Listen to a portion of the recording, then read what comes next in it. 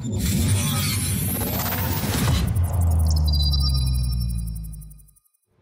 guys, this is Sammy from Next Level Guitar. I'm here at NAMM Anaheim 2019, and I'm here with Alan from AC Guitars. Alan, how's your NAMM going so far? It's going pretty well, yeah, other than the very long trip to get here. But there's no way around that. But you made it. It was quite uneventful, which is the best kind of trip to America. Awesome, awesome. So tell us a little bit about these guitars. They have a very unique shape. What inspired you to do this shape of guitar? I'm very much sure I design what I personally like. Obviously there's influences, things like the headless goes back to Steve Klein and people like that, but fundamentally if I don't like it myself, it's not really going to make it off the drawing board. So while there's obvious influences in everybody that makes guitars, I try and do my own thing, but try not to get too left field and alienate all the customers. So. Awesome, awesome. Can you tell us a little bit about the wood that you use here? On that particular guitar, it's a swamp ash body with it's a 5-piece laminated neck with maple and androba. The top is a man-made veneer. It's made up of slices of wood, and depending on how you cut it, you get the different pattern. Rocklight, which is again an ebony substitute fingerboard, my own pickups and Hipshot hardware. Tell me a little bit about the pickups that you have. The pickups are wound, custom wound for myself by Aaron Armstrong. In this particular guitar, it's the Igneous 2s, which are a ceramic-based magnet pickup, so quite an aggressive, clear pickup, designed for what you would think for that sort of guitar, the heavier sort of stuff. It's also got an active preamp in it, which is activated with the push-pull and the tone. When you activate that, it's a stacked knob. The lower one controls the frequency, the upper cut and boost. So it just adds a more tonal variety to the guitar than you would get from the standard passive arrangement. But the pickups themselves are passive.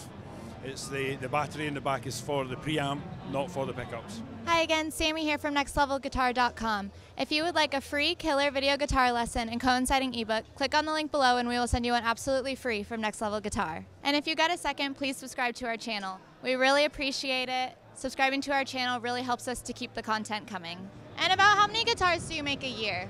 I usually get around about 40 a year between guitars and basses, but my main work is the basses. That's what I'm better known for. So tell us a little bit about this guitar that you have here.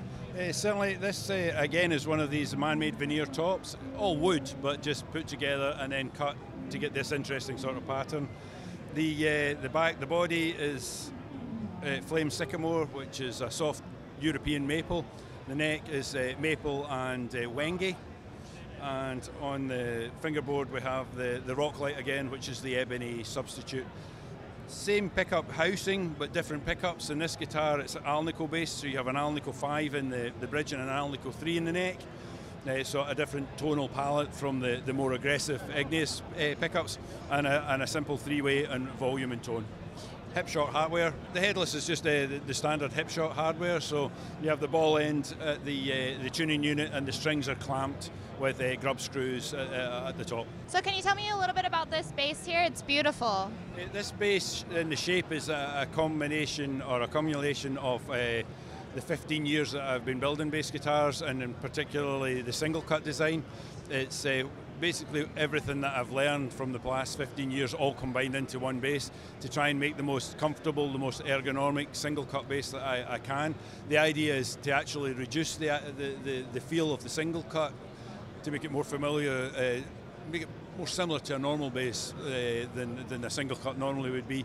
It's designed particularly to sit well in your lap, sit well on the strap, so and it's the best and the most comfortable bass I've managed to build to date. The woods in this one are Claro walnut top and a butternut body. The fingerboard's acrylic impregnated spalted maple.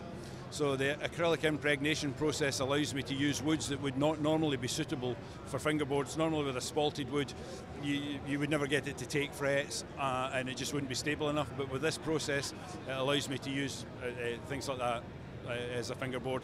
There's another bass on the stand that's got an Emboya burl fingerboard, and again it's had the impregnation process which stabilizes it and allows me to use it where normally you wouldn't touch a burl as a fingerboard. Do you have a website or anywhere that we can see your guitars and basses? www.acguitars.com reiverguitars.co.uk and reiverguitars.co.uk. Awesome. Well, thank you very much for taking the time to talk to us today. It's a pleasure to meet you. Thank you. Enjoy the rest of your NAMM. Thank you very much. Yeah, of course.